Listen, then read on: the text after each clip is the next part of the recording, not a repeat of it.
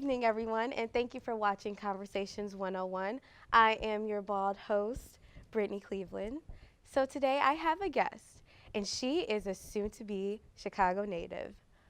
And before she leaves, she's going to tell us, and she's going to give us a glimpse on what it is to be like one of the other girls. Harmen Hun is a unique individual who is dedicated to her craft. Not only is she an artist, she is a drag queen, and of course, she's a performer. And I just came to feel kind. Harmen has evolved into the woman that she always felt like she was. Harmen is transgender. Born as Jamin, Jamin was the caterpillar that started to form the butterfly that is Harmen. According to the transequality.org, trans people are people whose gender identity is different from the gender they were thought to be at birth. There are approximately 1.4 million transgender individuals in the United States. With no surgery at all, Jamin started hormone replacement therapy, which blocks testosterone and adds in estrogen. As time went on, he was non-surgically turned into she. Although the future what holds for Harmen is uncertain, Harmen will make her mark in the community of drag and entertainment.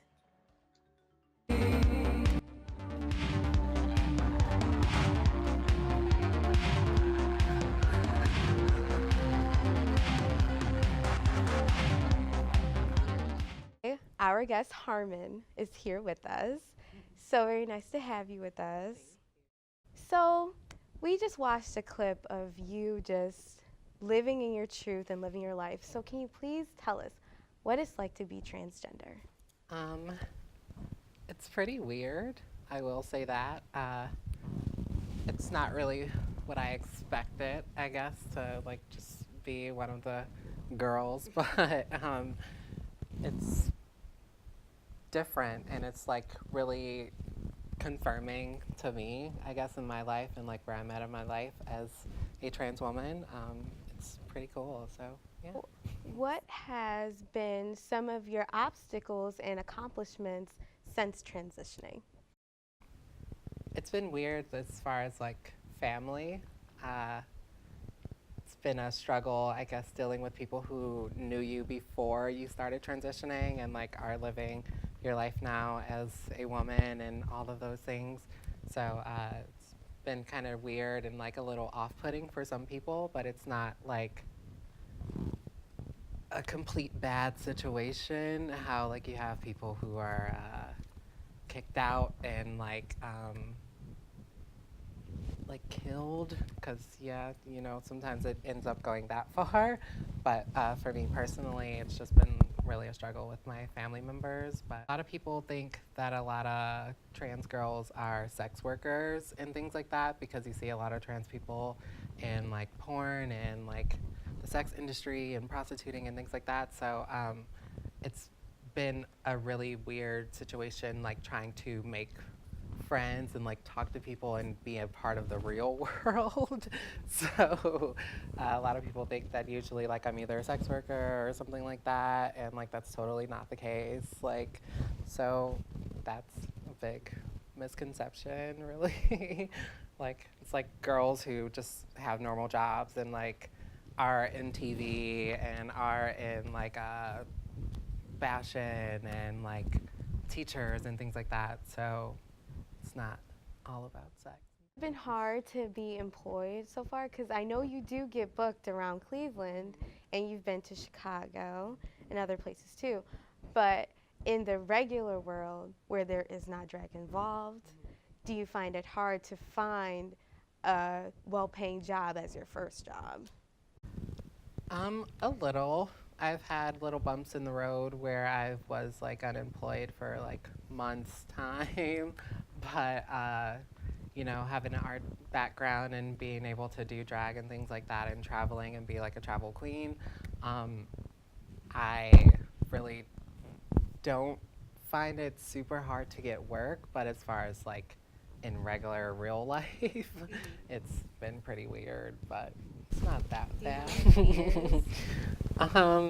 I have like really weird fears of like being murdered and things like that just for like coming to an interview or like, just like existing.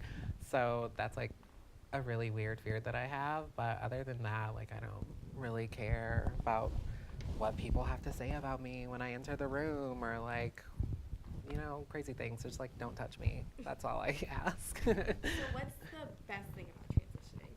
I get to see the real perception of how people view me and how people react to certain things that I do, like even if they don't know me at all or anything like that. So it's pretty rad to, have that, I guess, third eye and see like the real perception of people. Say if someone is watching this right now and he or she is feeling the same way that you're feeling, how would you give advice to that person, as in coming out and living in your truth and knowing who you are? I will say just take your time. Like you don't really have to rush into wanting to have like the big tits or whatever and like wanting to like get your face feminized already. Like I've seen girls who like are 1 month in on hormones and like they'll end up getting like FFS or something and then like their face starts changing and it changes around to how your facial feminization surgery went versus like just letting things settle and like going about it as far as like doctor wise and not really like getting on things. Illegal dosing, don't do that because I've seen a lot of girls, go downhill with that route. But yeah, just like take your time and like know that it's something that you want to do versus like something that other people want you to do because it can get pretty bad. So You're just so inspirational. So, in the next 10 years, where do you see yourself as far as like your transition and your drag and your career? mm, 10 years from now is a long time. um, I see myself just being more happy with myself and like with my life and like I'm pretty much on a journey right now of self-love. Like I feel like right now I love myself better than I have ever loved myself and like I don't really need validation from other people to like be happy. So I just like want to keep that going. And as far as my career in drag, I am currently in the process of making my tape for RuPaul's Drag Race. So I will be on there and so that will be excited. fun. First of all, yes, I live for you. So, when you go to Chicago, what is going to be the game plan? Like, what's going to be the map of life when you get out there?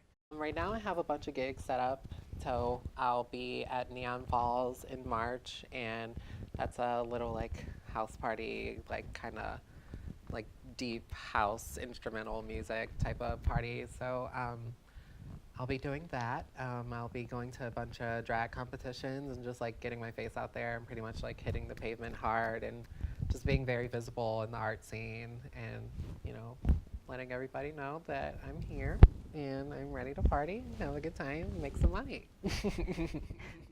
So, when we think, well, at least when I think of transgender women, I think of Janet Mock, who is an activist and she's a writer.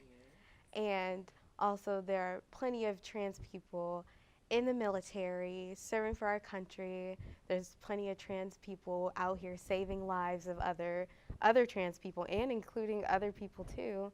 So, what is going to be your stamp? What is your footprint going to be, as far as the first trans woman to do what? Big standards. I really, I really don't want to say that I'll be like doing something that's like super inspirational or super this or that or whatever it is. I just like want to be a very visible face for the trans community and just like being there, letting people know that like we are people too. Like just because we have this whole situation go on where we ended up like transitioning and changing and stuff like that, it's like not that big of a deal. Like we're literally the same type of person that you are. So yeah, I just like want to be visible and like, you know, be out there putting out some good educational videos and things like that for people to know that, you know, we're people. Now, the closing question for the night. What is your love life like? Is there a special someone in your life?